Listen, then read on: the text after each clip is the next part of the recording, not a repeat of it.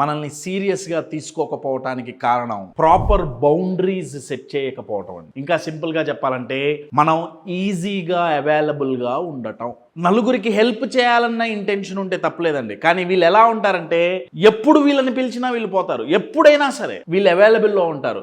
అది అర్ధరాత్రి అయినా సరే ఎప్పుడైనా సరే వీళ్ళని పిలిస్తే వీళ్ళు వెళ్ళిపోతారు, పోతారు, హెల్ప్ చేస్తారు. కశ్యప్ దాంట్లో తప్పే ఉంది అంటే వాల్యూ అండి. వాల్యూ ఏంటంటే మనం ఈజీగా అందరికీ దొరికితే వాల్యూ ఉండదు. నేను మీకు ఒక ఎగ్జాంపుల్ ఇస్తాను. ఇది వినటానికి కొంచెం కఠినమైన ఎగ్జాంపుల్. వాళ్ళ జీవితాలు వాళ్ళు ఎలా ఉంటాయంటే పబ్లిక్ టాయిలెట్స్ లాగా ఉంటాయి వాళ్ళ జీవితాలు. ఎవడు పడితే వాడు వస్తాడు. అర్థమవుతుందా అండి?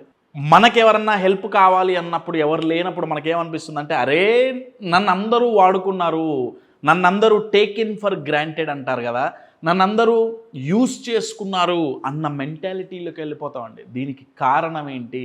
మనల్ని సీరియస్గా ఎందుకు తీసుకోవట్లా?